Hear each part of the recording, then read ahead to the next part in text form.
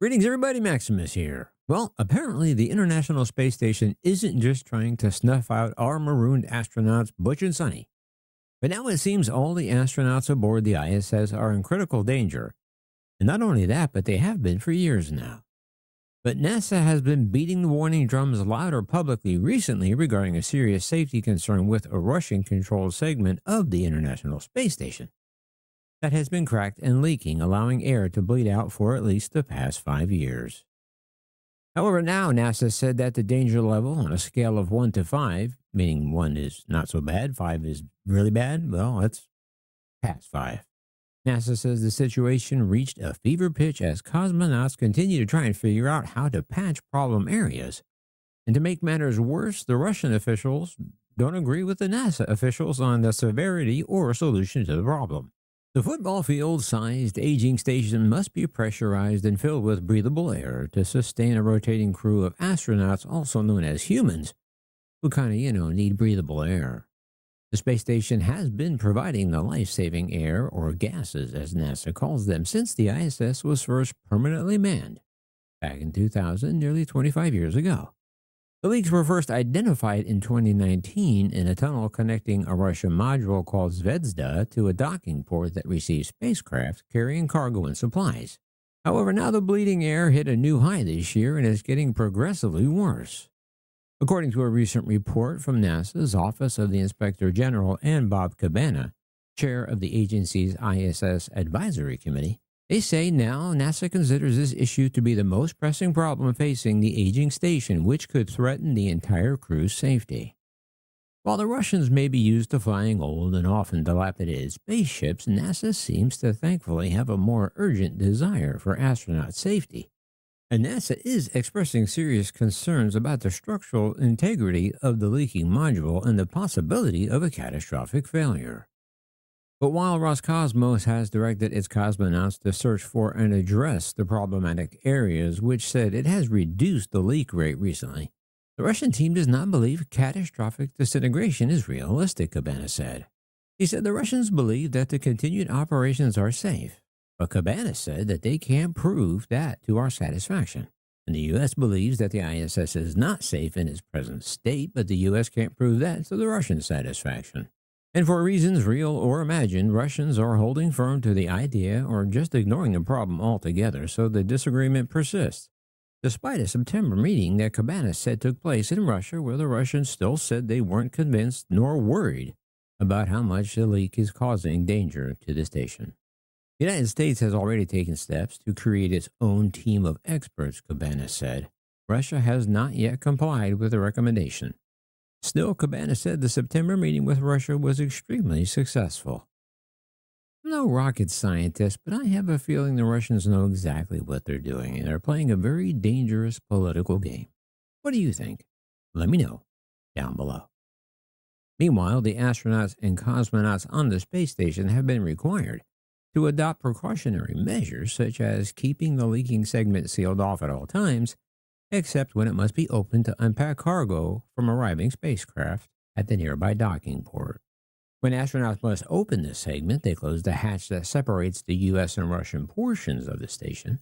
NASA astronaut Michael Barat said during a November 8 news briefing that we've taken a very conservative approach, adding that it's not a comfortable thing, but it is the best agreement between all of the smart people on both sides, and it's something that we as a crew have to live with. As the ISS ages, both agencies currently are faced with making crucial decisions about how and when to cease their operations and safely dispose of the station.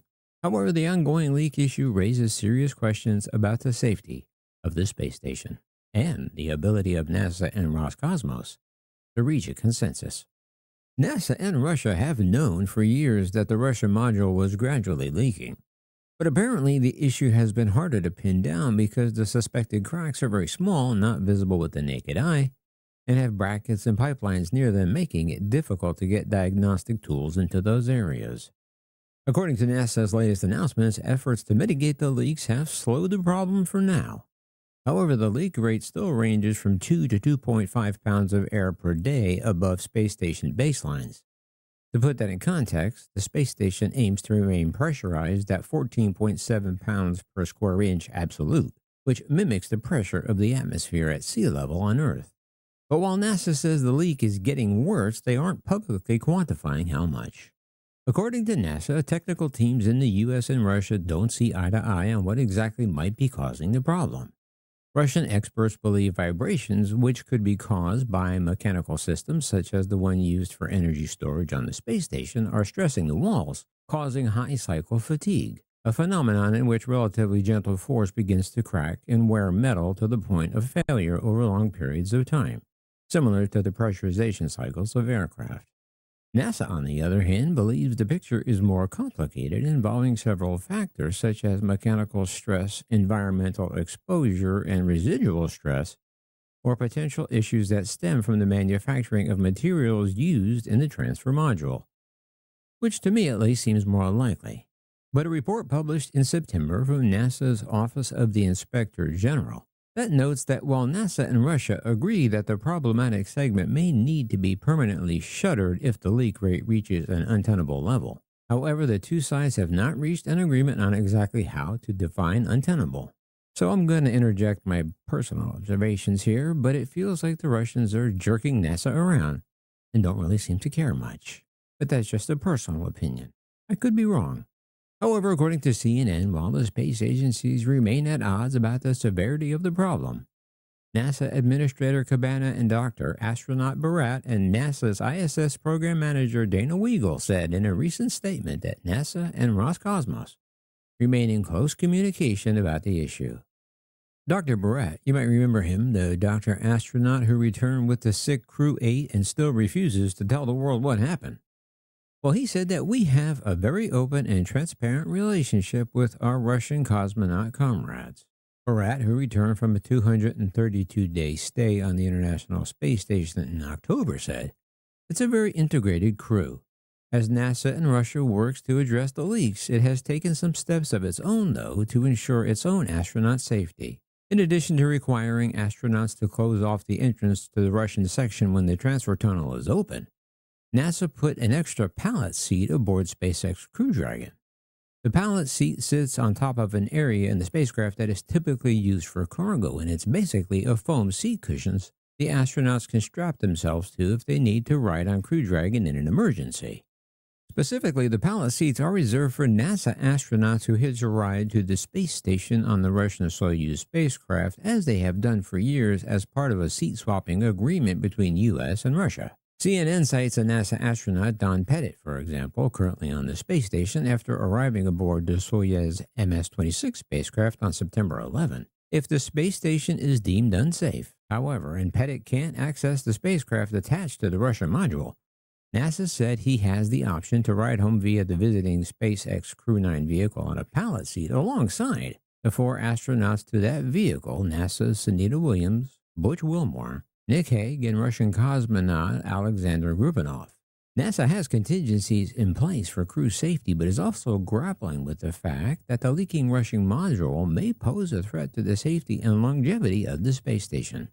In its report, the Office of the Inspector General notes, while it is possible for the ISS to function if the hatch to the affected area is closed permanently, it could impact cargo delivery because there will be one less cargo delivery port.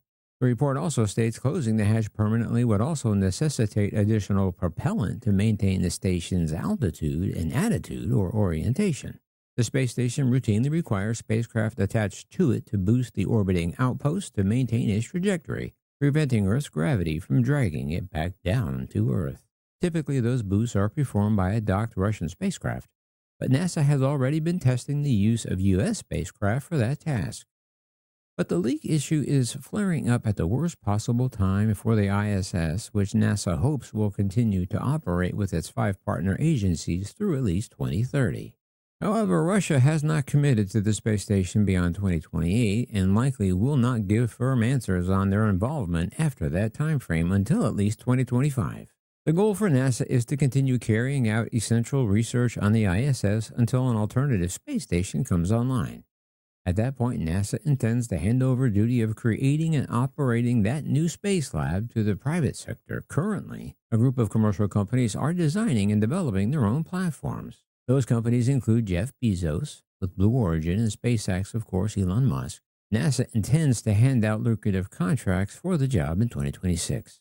Still, it's not clear whether the commercial options will be ready by the time the space station is forced to retire.